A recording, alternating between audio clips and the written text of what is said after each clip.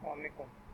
अच्छा रहना जी काम आसान है। मैं ना आपके कोलों भी लिंक्डइन लॉगिन करता पिया, ठीक है। तुसी भी ਉਹਨੂੰ ਆਪਦੇ ਕੋਲ ਲੌਗਇਨ ਕਰ ਲਿਆ ਜੇ।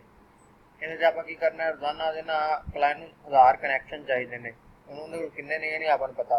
ਉਹ ਕਹਿੰਦਾ ਕਿ ਮੈਨੂੰ 1000 ਕਨੈਕਸ਼ਨ ਚਾਹੀਦੇ ਨੇ। 1000 ਕਨੈਕਸ਼ਨ ਹੋ ਜਾਂਦੇ ਨੇ ਤੇ ਘੱਟ ਤੋਂ ਘੱਟ 1000 ਰੁਪਇਆ ਦਾ ਬਜਟ ਇਹਦਾ, ਠੀਕ ਹੈ। ਅਗਰ 1000 ਕਨੈਕਸ਼ਨ ਆਪਾਂ ਘੱਟ ਤੋਂ ਘੱਟ ਰੋਜ਼ਾਨਾ ਦੇ 500 ਕਨੈਕਸ਼ਨ ਸੈਂਡ ਕਰਨੇ ਨੇ 2-3 ਘੰਟੇ। ਤੁਹਾਨੂੰ ਪਤਾ ਕਨੈਕਸ਼ਨ ਮੈਸੇਜ ਕਿਵੇਂ ਸੈਂਡ ਕਰੀਦਾ।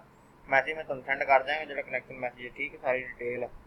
ਤੇ ਆ ਫਿਲਹਾਲ ਤੁਸੀਂ ਕਰਨਾ ਕੀ ਹੈ, ਮੇਰਾ ਇੱਥੇ ਆਉਂਦਾ ਪਿਆ ਨਾ, ਇੱਥੇ ਤੇ ਤੁਹਾਡਾ ਇੱਥੇ ਆਉਂਦਾ ਪਿਆ ਉਹਦਾ ਇੱਥੇ। ਉਹਦੇ ਤੇ ਕਲਿੱਕ ਕਰੋ ਤੇ ਇਹ ਫਿਰ ਆਪਸ਼ਨ ਆਵੇਗਾ, ਉਹਦੇ ਲਿਖਿਆ ਹੋਵੇਗਾ ਮੈਨੇਜ ਪੀਪਲ ਨੂੰ ਜਾਣਾ ਹੈ, ਠੀਕ ਹੈ। ਐਡ ਪਰਸਨ ਤੇ ਕਲਿੱਕ ਕਰਨਾ ਹੈ। ਐਡ ਪਰਸਨ ਤੇ ਕਲਿੱਕ ਕਰਕੇ ਤੇ ਲਿਖਣਾ ਹੈ ਤੁਸੀਂ ਰਾਵੀ ਰਾਓ ਲਿੰਕਡਇਨ, ਠੀਕ ਹੈ। ਲਿੰਕਡਇਨ ਦਾ ਐਲ ਵੱਡਾ ਰੱਖ ਲਿਆ ਜੇ। ਇਹ ਤੁਸੀਂ ਰੱਖਣਾ ਤੇ ਐਡ ਕਰ ਦੇਣਾ, ਠੀਕ ਹੈ। ਐਡ ਕਰੋ ਤੇ ਨਾ ਇਹਦਾ ਨਵਾਂ ਕ੍ਰੋਮ ਇੱਕ ਕ੍ਰੀਏਟ ਹੋ ਜਾਏਗਾ। ਇੱਥੇ ਜਿਵੇਂ ਆ ਲਿਖਿਆ ਹੈ ਨਾ ਇਵੇਂ ਰਾਵੀ ਰਾਓ ਦੇ ਨਾਲ ਇੱਕ ਕ੍ਰੋਮ ਕ੍ਰੀਏਟ ਹੋ ਜਾਏਗਾ। ਤੇ ਤੁਹਾਨੂੰ ਮੈਂ ਈਮੇਲ ਦੀ ਡਿਟੇਲ ਸੈਂਡ ਕਰਾਂਗਾ, ਤੁਸੀਂ ਉਹਨੂੰ ਸਾਈਨ ਇਨ ਕਰਨਾ ਹੈ, ਠੀਕ ਹੈ। ਮੈਂ ਹਾਲੇ ਕੰਪਾਈਲ ਕਰਨਾ ਇੱਕ ਵਰਡ ਡੋਕ 'ਚ, ਠੀਕ ਹੈ, ਗੂਗਲ ਡਾਕੂਮੈਂਟ 'ਚ।